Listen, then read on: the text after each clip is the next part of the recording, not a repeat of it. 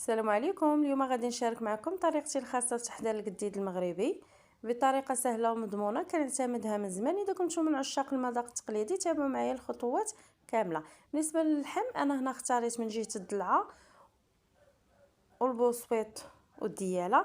بالنسبه للدياله والضلعه اللي كيكون فيها العظم ضروري كنقطعوها نقرد عفوا ندقدقوها هكا بالمقده مزيان حتى كيبان لك داك العظم تشخشخ، باش منين ندير فيه الاقامه يدخل حتى مع العظم لداخل.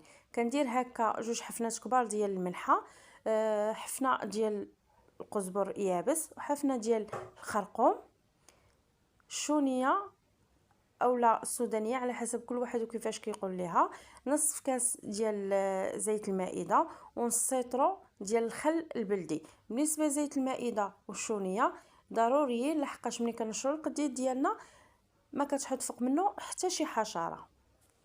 انا هنا غنرقد كلشي مزيان ونخلطو حتى يتبل في ديك العطريه مزيان. من بعد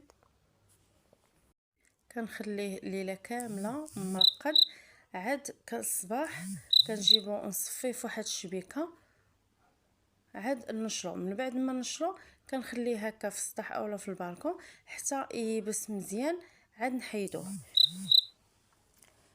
يقدر يبقى معنا مده طويله نستعملوه في بزاف ديال الاطباق المغربيه. نتمنى تعجبكم طريقتي وما تنساوش تدعموني بلايك وتعليق وتشجيع باش نشارك معكم